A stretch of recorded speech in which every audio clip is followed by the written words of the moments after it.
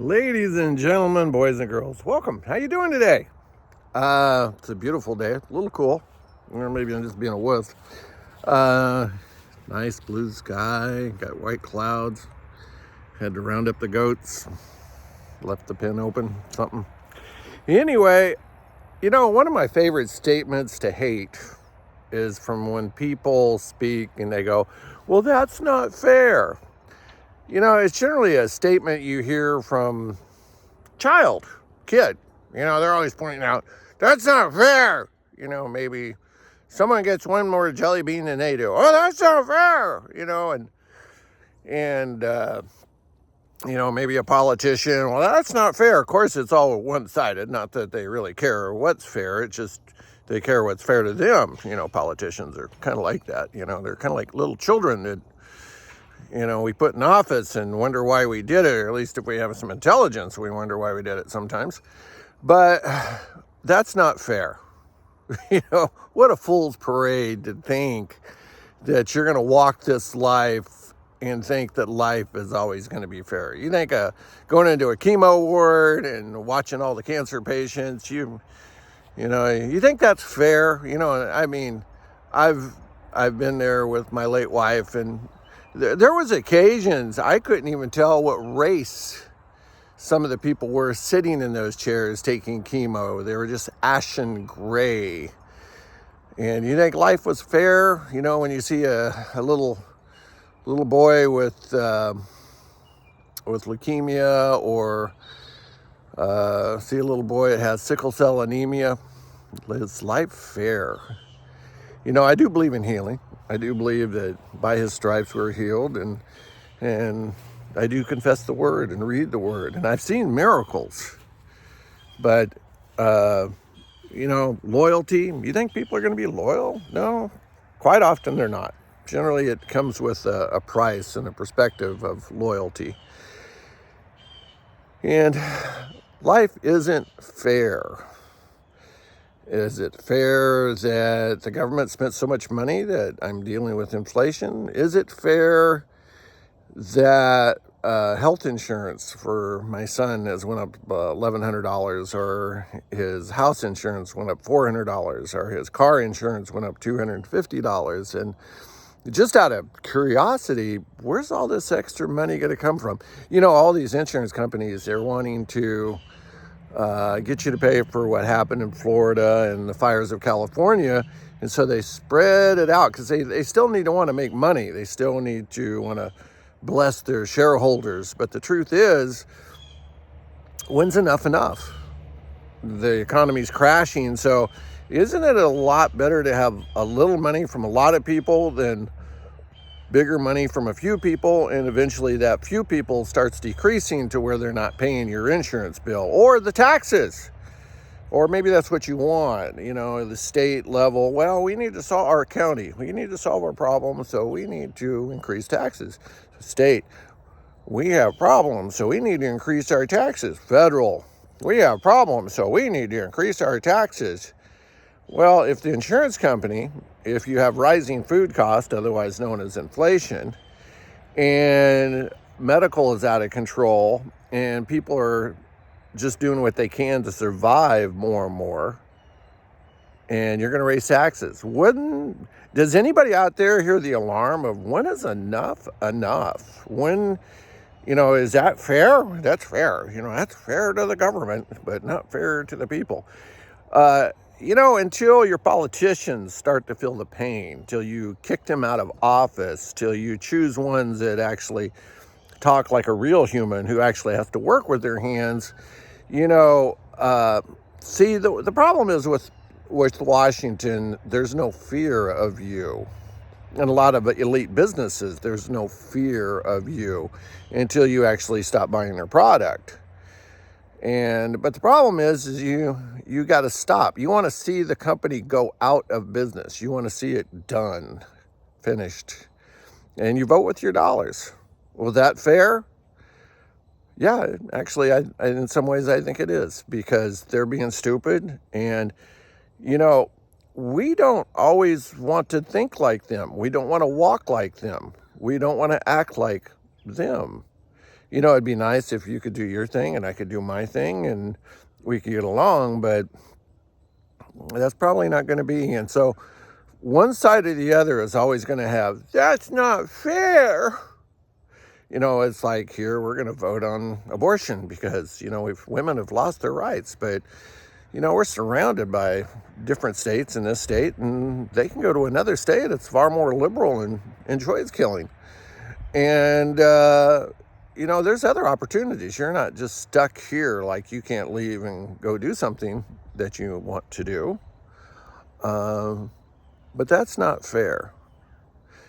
Will it be fair when we hit hyperinflation? Will it be fair when people can barely afford to put food on the table? Will it be fair that the government's destroying chickens? Will it be fair that all this meat is being canceled? Is it fair when people are starving and going hungry?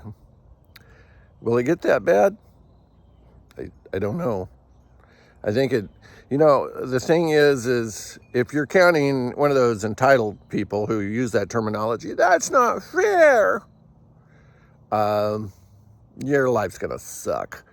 But if you're one of those people who believes in getting up, going to work, maybe planting a garden, maybe doing extra, maybe buying a couple extra cans, one for yourself, one for your neighbor that wasn't crying life's not fair, but maybe is actually fighting cancer, maybe actually has a problem where they actually do need real help, You want to see American action, and I think that's what they hate. Look at Tennessee, South Carolina, where this hurricane hit and devastated the American public. A lot of men, lot of men.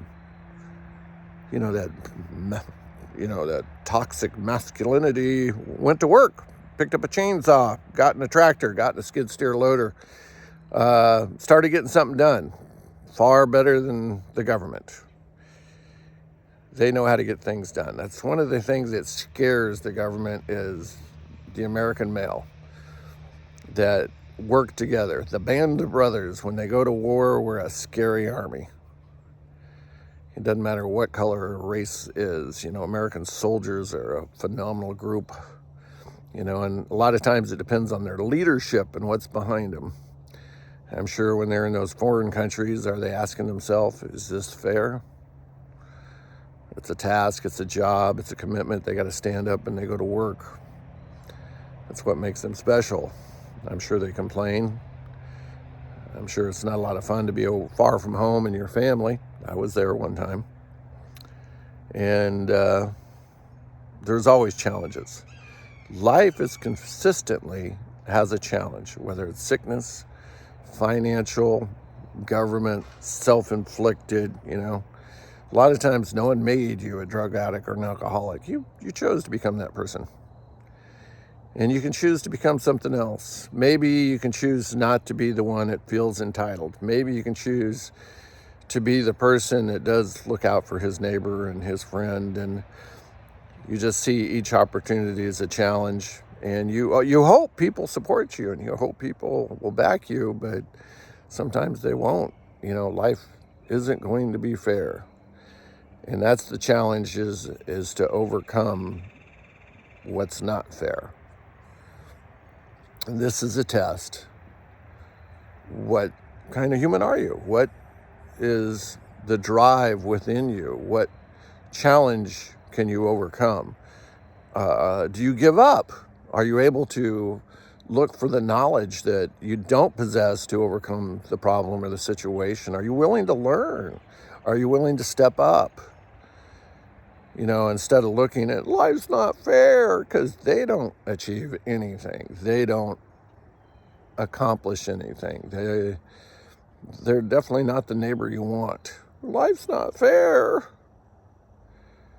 And you train your child not to be that way. That's not fair. No. Eventually, you look death in the face. To an old man, death becomes a friend. To a young man, death is an enemy. But sometimes people die in spirit and they're still alive. I've seen people who've lost loved ones, but they died too. The thing is to live and be the best possible person to be the man and woman of God that you've been created to be, be an overcomer.